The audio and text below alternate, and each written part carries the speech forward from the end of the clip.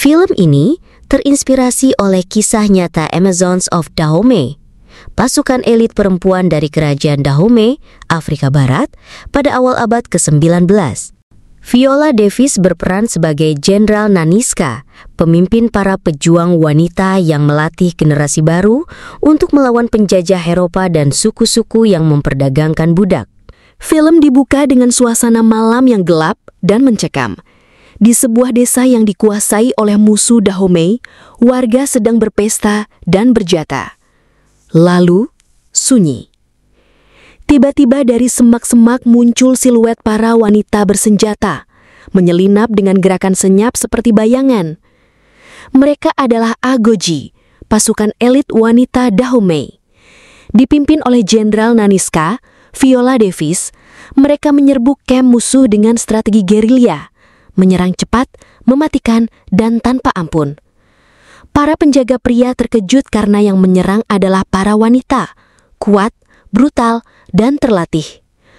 Beberapa wanita dari kamp musuh berhasil diselamatkan.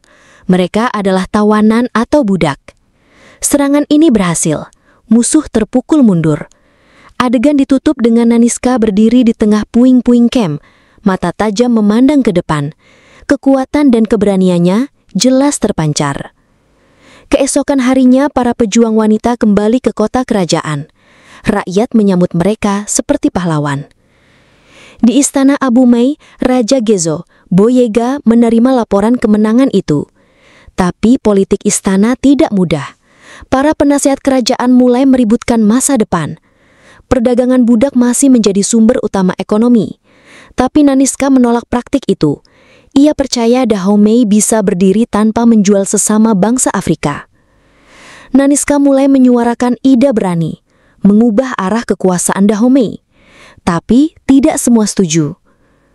Di tempat lain, kita diperkenalkan dengan Nawi, seorang gadis muda dan keras kepala. Ia tinggal bersama ayah angkat yang kasar dan ingin menikahkannya dengan pria tua yang kaya. Tapi Nawi menolak. Ia menampar pria itu dan lari dari rumah. Sebagai hukuman, ayah angkatnya membawa Nawi ke gerbang istana dan menyerahkannya kepada pasukan Agoji. Ini adalah tradisi. Jika gadis dianggap bandel atau tak diinginkan, mereka bisa diserahkan untuk dilatih sebagai pejuang. Disinilah takdir Nawi berubah.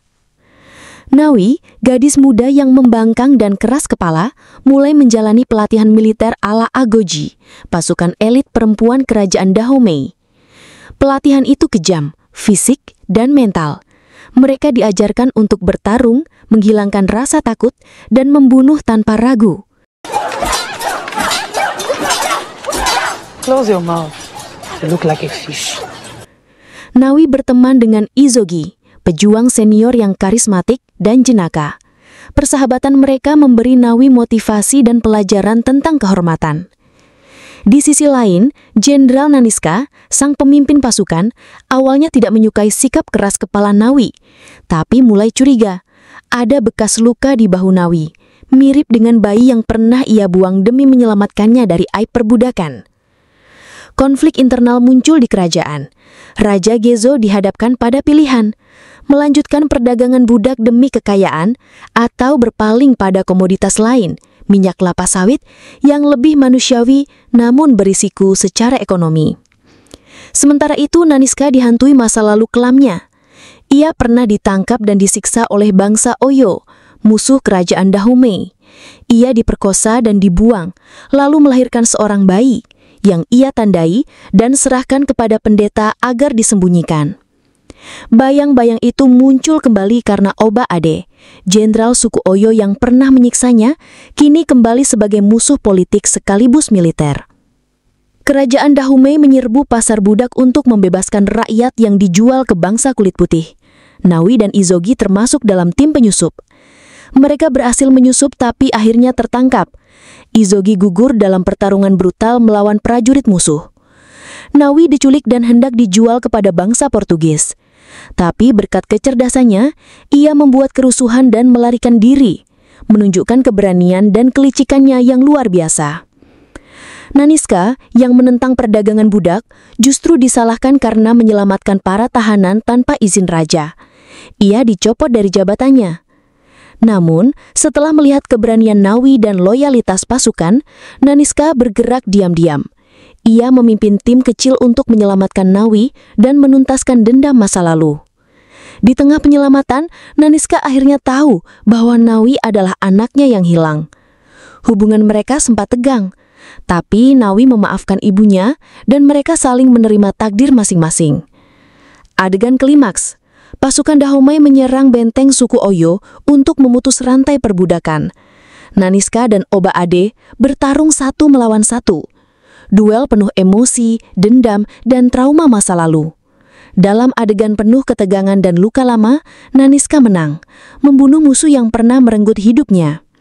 Para tahanan diselamatkan, perbudakan dipatahkan, setidaknya dari pihak Dahomey. Naniska kembali ke kerajaan sebagai pahlawan.